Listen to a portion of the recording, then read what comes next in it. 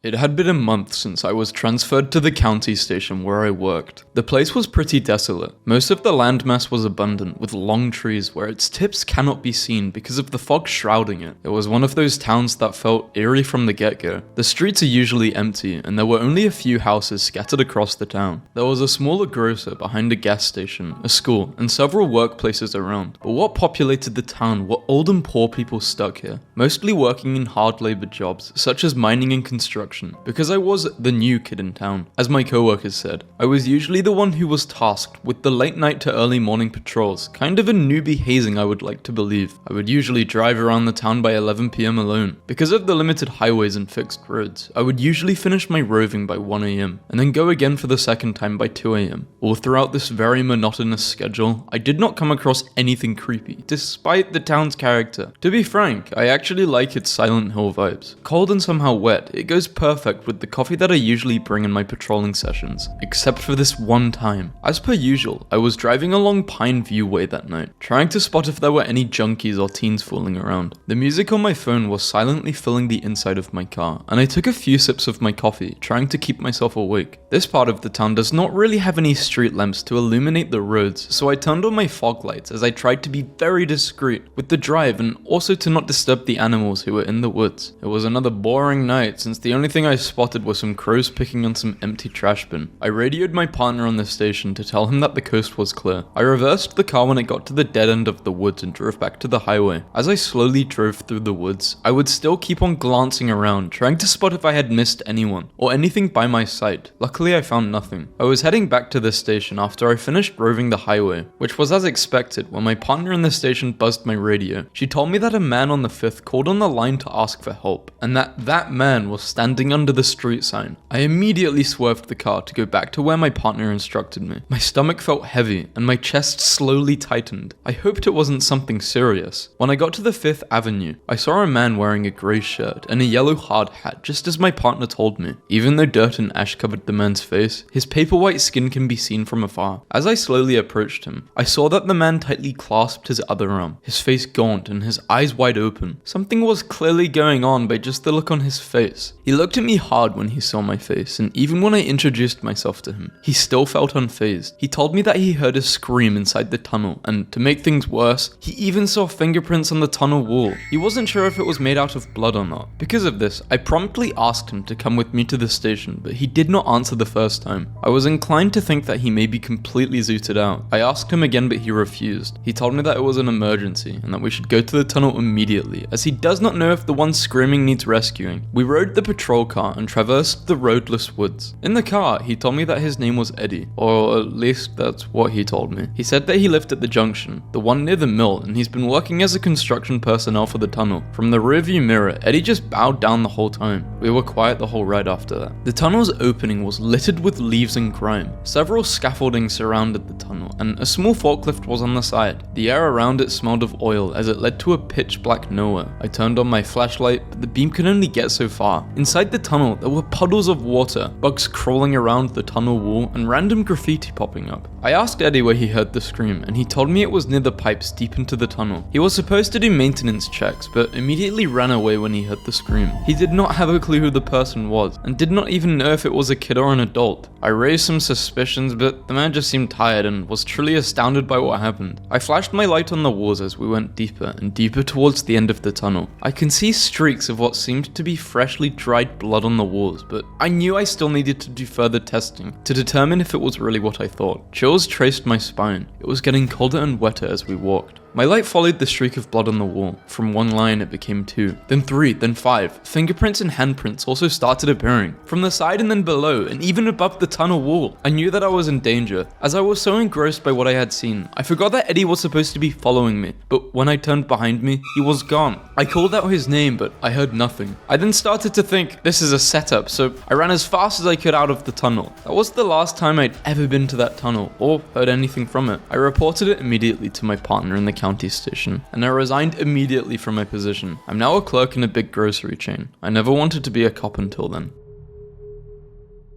My father's younger brother was once a cop. Let's call him Uncle Andrew. Uncle Andrew was a rowdy guy. Out of all the siblings, he was the one who almost got kicked out of high school for constant brawling. Fortunately, he managed to graduate. After high school, he took a break from studying and never went to college, believing it didn't suit his lifestyle or character. During his gap year, he spent most of his time playing World of Warcraft and PlayStation, until one day, he decided he wanted to be a cop. He never told his family. He said they never really cared. It wasn't until he announced his graduation from the academy that his family found out he had become a police officer. The drastic change in his life and character made him a favorite in the family. Though still rowdy, he had become jollier and far more personable than before. According to my dad, after a few years on the force, Andrew had a life-changing encounter. During one of his patrols, he witnessed a man robbing a jewelry boutique store in the city. He loved chasing down bad guys, so as soon as he saw the thief bolting out of the store, he sprang into action. He jumped into his patrol car and sped after the suspect, but the man hopped onto a motorcycle and disappeared into the night. Frustrated, Andrew slammed the gas pedal and gave chase. He did manage to spot the thief in the distance and accelerated to close the gap. As he drew nearer, he illegally nudged the back of the motorcycle with his bumper, sending the man tumbling onto the pavement. The thief quickly got up with adrenaline and sprinted away, forcing Andrew to abandon his car and chase him on foot. The pursuit ended in a narrow alleyway, a dead end. Trapped, the man pulled out a gun from his waistband and pressed the barrel against the roof of his mouth. Instead of attacking, Andrew froze, pointing his gun at the man before quickly realizing that wasn't the right approach. He urged the man to drop the weapon, assuring him that no harm would come. The thief was resolute, taunting Andrew as he kept his gun in his mouth. The tension was unbearable. My dad said the man just kept shouting, "I will shoot myself," while keeping his mouth open. Andrew shouted no, only to realize the gun wasn't loaded. Shaken but quick to react, he tackled the man, handcuffed him, and turned him over to the authorities. We never really found out what happened that made him so quiet afterwards, but whatever it was, it left a mark. Perhaps scarred him for good. These days he's alive and well, just no longer a cop.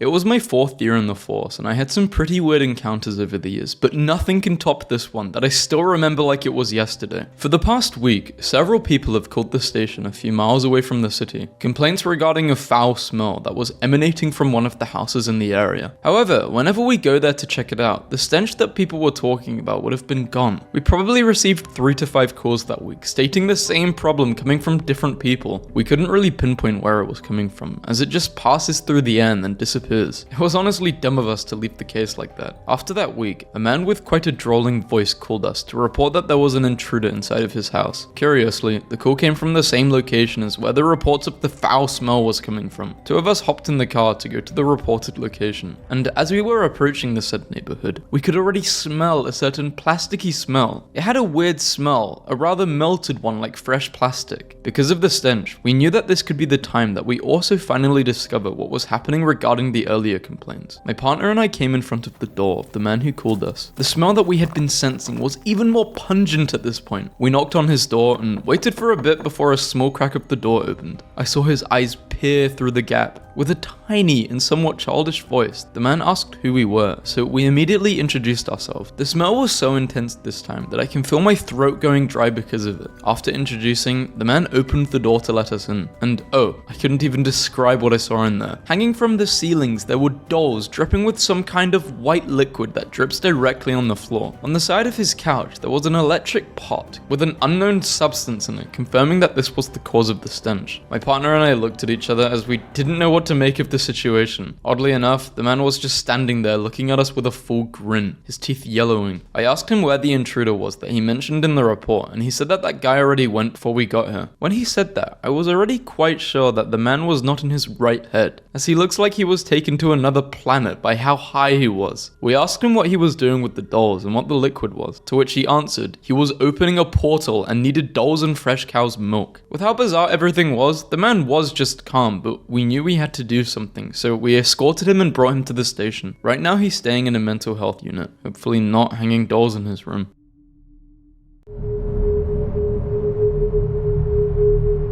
As funny as this might sound, it all started with a bar of chocolate. The station was pretty quiet that night, no reports or anything, just us chilling watching some dumb TV show, when suddenly the telephone rang. I instinctively picked it up. On the phone, a man with a shivering voice spoke to me. He believed that there was a person in his house. He knew that it was a person because they left an unfinished chocolate bar on the counter. I almost dropped the call because I thought it was a prank and just told him that he or someone with him may have just forgotten that he ate the chocolate and left it there. But when he told me that he was living alone and had allergies to chocolate, something was off. I took note of his address and left with one of the officers to check the report. The place the man mentioned was in a suburb, so when we got there, it was just what we had expected. Uniform houses with lawns. Nothing too surprising. We went to his door and knocked. A small man opened the door for us and we immediately recognized the terror in his voice. Me and my partner went inside of his house and noticed that it was clean and nothing seemed disturbed. We followed him to the kitchen and on the counter, we saw the mentioned chocolate bar he was talking about. Nothing was odd about it, but the man was completely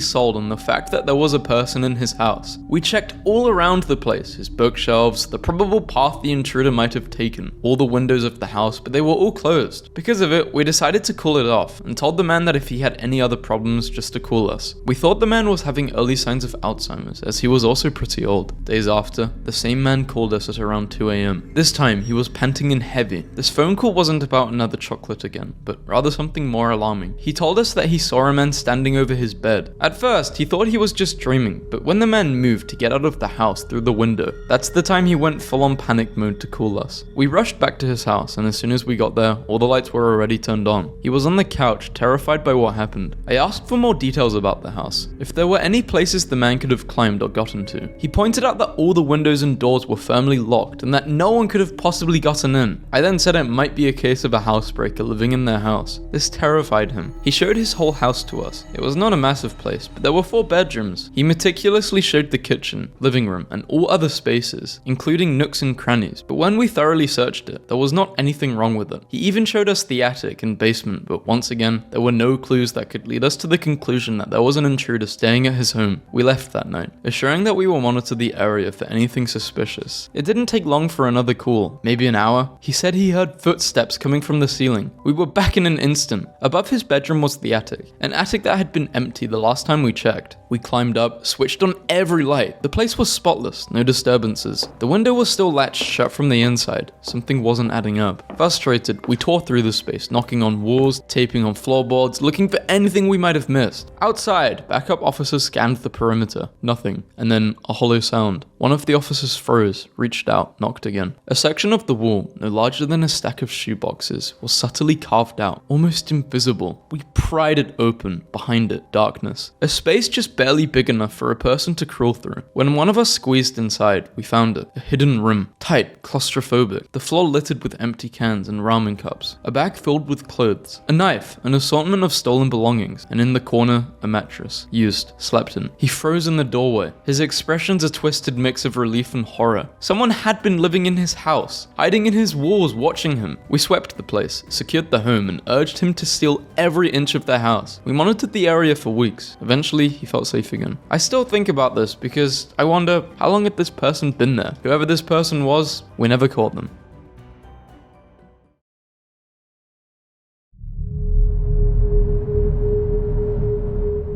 All my life as a police officer, I had been in the most precarious of situations. I mean, that was the nature of the job, but nothing had been as nail-biting and as grueling as the hostage crisis I handled a few years back. Late that night, a hospital called our office, reporting that a man was refusing to let hospital personnel discharge his first son from the ICU. The doctors had pronounced the boy brain dead and were preparing to take him off life support. Hearing the situation, my stomach dropped, knowing that a father, just like me, was facing such an imaginable dilemma. As we rode in the vehicle, I could already feel the palpable dread growing in my chest. From the last briefing we received, the man had refused to leave the ICU, and there was a strong possibility of a hostage situation. Hostage crises were not frequent in the US, so handling a case like this was new to me, especially since it was my first time responding to such an incident. I gripped the hilt of my gun tightly, while my heart pounced erratically. When we arrived, white coats and uniforms surrounded the hospital parking lot. Doctors came running towards us, mouthing, "He's got a gun," repeatedly, making all of us bolt out of the vehicle. A witness informed us that the man had been seen through a window, holding a pistol while barricading his door. Inside, his son remained connected to the life support machine. At that moment, we knew we had a serious crisis on our hands. We started planning on how to secure the hospital perimeters, scouting entry and exit points, and considering any possible escape routes the man might take. We knew he would not harm his son for obvious reasons. Most likely, he was only using a gun to defend himself against anyone trying to remove his child. This fact made things slightly easier, especially since the hostage taker was also an older man. I was assigned to be a part of the team entering the building and approaching the rooms with more experienced officers. As I approached them down the hallway, I was shivering with anxiety, uncertain of how this would all turn out. Based on the radioed messages, the man was just behind the door, sitting and waiting for the authorities to arrive. He kept pacing back and forth, checking his son's vital signs, and then returning to barricade the entrance. With this info, we believed it would be easier to negotiate with them. From what we knew, he would never hurt his own son. We approached his door slowly, attempting to talk to him and negotiate a peaceful surrender.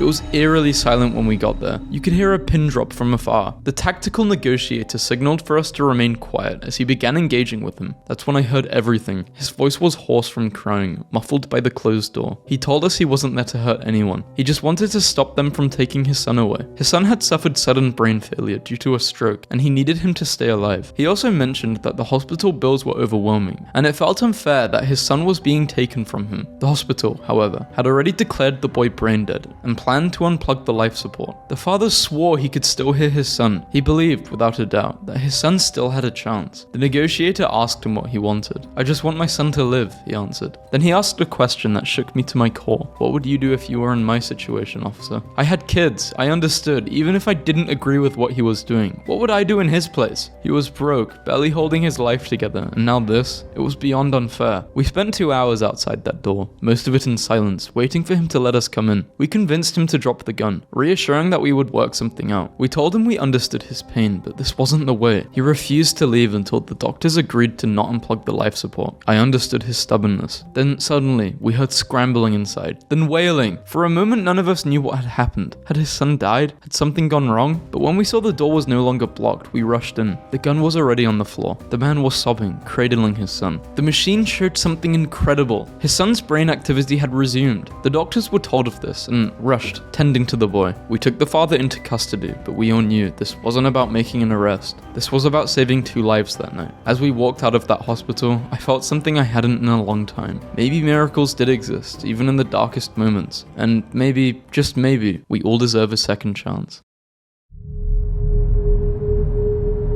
It all started with a 911 call. The woman on the line, Claire, was in full panic mode. She was driving home late at night when she noticed a black SUV behind her. At first, she thought nothing of it. Cars follow each other all the time, right? Just another car on the road. But no matter what turns she took, how fast or slow she drove, it stayed with her. She switched lanes, it did too. She pulled into a gas station. The SUV idled nearby. Dispatch sent me and my partner to check it out. When we found her, she was parked in a grocery store lot, fingers locked around the steering wheel so tightly her knuckles had gone white, and the SUV, it was a few rows away, engine running. As soon as we approached, it took off. No hesitation, no second guessing, just tires screeching, taillights vanishing down the road. We tried to pursue, but it already had a head start. By the time we hit the main road, it was gone. No plates, just a partial description. A black Chevy Suburban with tinted windows. Too generic. Claire was rattled, and then she told us something that gave me chills. She'd seen that SUV before. For the past month, she had noticed it near her house, outside her gym, parked a few blocks away when she ran errands. At first, she thought maybe she was imagining things, until tonight. We took her statement and advised her to change up her routine, stay aware of her surroundings, and never go anywhere alone at night. Standard protocol, but I could see it in her face. She didn't feel reassured, and honestly, neither did I. We ran the partial plate through our system. We got a match, but not a good one. The SUV had been rented 2 towns over. Fake ID, stolen credit card, no real name, no actual address. Someone who didn't want to be found. Then we checked local traffic cameras. That's when things got even weirder. Claire wasn't imagining things. That same SUV had been spotted circling her neighborhood, pausing outside her car, passing by at odd hours, never staying long, never making a mistake. It wasn't just Claire though. A week later, another woman called. Same story. Same SUV, but this time different part of town. We found her in the same state, shaken, convinced she was being watched. vanished. At this point, we knew we were dealing with more than just a one-off creep. We started pulling footage from everywhere. Traffic cameras, business security feeds, anything we could access. The results sent shivers down my spine. The SUV had been tailing different women all over town. Careful, calculated, always keeping a distance, never staying in one spot too long. We finally got a lead when we traced one of the rentals back to a cheap motel on the outskirts of the town. This time we got lucky. The motel security cameras caught the guy picking up the keys, hat low, sunglasses on, barely speaking. That's when Claire dropped a bombshell. When we showed her the footage, she froze. She said he looked familiar. Then, voice trembling, she told us about her ex-boyfriend. They'd broken up over a year ago, but she had never quite shaken the feeling that he was still lurking. He was controlling and obsessive, always had to know where she was or who she was with, the guy that didn't take rejection well. She hadn't seen him in months, but there were signs. Hang-up calls, fake friend requests, just enough to keep her on edge. No serious criminal records, but red flags everywhere. Restraining orders from 2 other women. Different cities, same story. There was a problem though. We couldn't pin him to the SUV. No rental receipts in his name. No direct evidence of placing him at the motel. No footage of him behind the wheel. Just a pattern and an instinct, but that wasn't enough. Things took a turn when Claire called again. She had gotten an anonymous email. No subject, no message. Just a single attachment. A photo of her, taken from inside a car, through her living room window. We checked her security cameras, but they only covered her front door, and there were no signs of the SUV or anyone lurking outside. We had a tech specialist trace the email, but it bounced through multiple VPNs covering its tracks. Almost impossible to trace. Almost. The last ping came from a public Wi-Fi at a coffee shop near Claire's ex-boyfriend's apartment. We brought him in for questioning, but he denied everything. Said he hadn't spoken to Claire in months. Had no idea what we were talking about. His alibi checked out for some of the dates, but not all of them. And legally, that was all. The case went to court, but with no hard evidence tying him to the stalking, it fell apart. No fingerprints, no clear footage, no hard link between him and the rental cars. Just suspicion and circumstantial connections. Claire moved after that, changed cities, changed numbers, vanished as best she could. Thankfully after that, there were no more reports about the SUV. We don't know if he just stopped or switched up his pattern. Honestly, cases like this don't sit well with me. We never got a smoking gun, never made an arrest. And the worst part, the not knowing. I think about it sometimes. About Claire, about the other women who reported being followed, about how many others might have seen that SUV but never connected the dots. About the ex-boyfriend, because deep down, I still believe it was him. I just hope that wherever he is now, he's not watching someone else.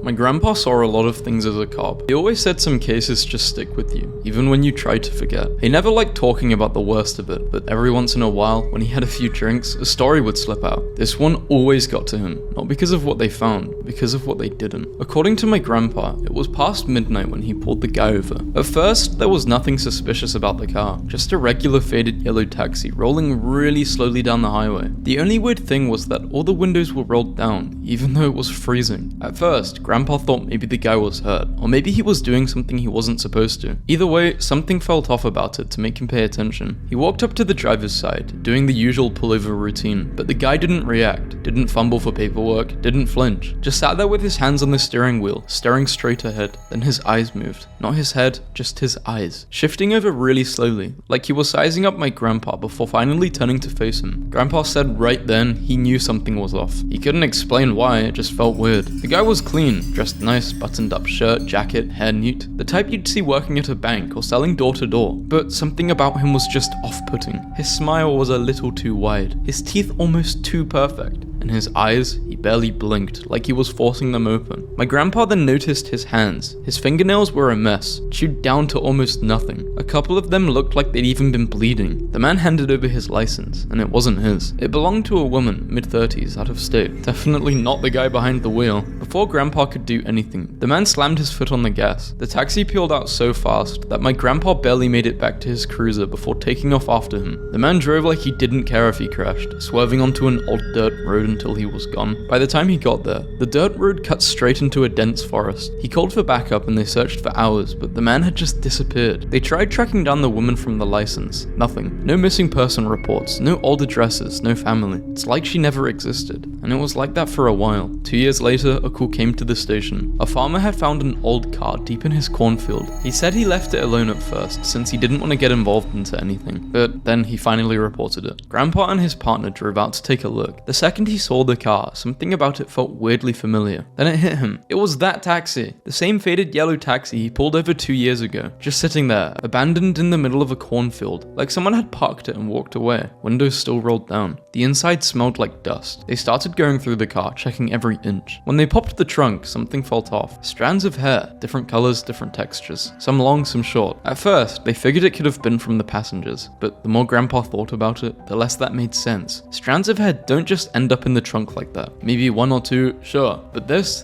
was different. They kept digging and found a toolbox, an old rusted metal box. Looked ordinary enough until they popped it open. Sitting right on top were driver's licenses. Dozens of them. All women. Different names, different states. Underneath the tray, there were Polaroids and tapes. Women inside their homes. Some looking out their window, some just moving around their kitchens, completely unaware. He and his partner started matching the Polaroids to the licenses. They tracked some of the women down and talked to them. That's when they realized something strange was connecting them all. Every single one of them had owned a cat, and every single one of those cats had gone missing. Some of them searched, some figured their cats just ran off. Either way, none of their cats ever came back. Then they all experienced the same noise, a meowing, late at night. Most of them thought it was their cat or maybe a stray. They'd go outside, shine a flashlight into the dark, call their pet's name, but as they got closer to where the sound was coming from, something felt wrong. It was a meow but not quite right, like someone imitating a cat but not getting it perfect. As soon as they got really close, the sound stopped. That's what scared them. The moment they realized something wasn't right and hurried back inside to lock their doors. After that, nothing. Grandpa and his partner kept searching for the other women in the Polaroids and tapes. Some of them they never found. Nobody knows if they moved, disappeared, or worse. Grandpa never figured out who the person was. Never figured out what happened to the woman they couldn't track down. Since then, he's worked plenty of bad cases. Some even worse than this, but he never forgot that night. That yellow faded taxi. That stack of Polaroids and licenses. The strands of hair. Although he does regret not questioning the farmer more, he still believes that it wasn't him. The farmer looked nothing like that man. He'd always say the harder cases aren't the ones you solve. They're the ones that slip through your fingers. The ones that leave nothing behind but questions no one can answer.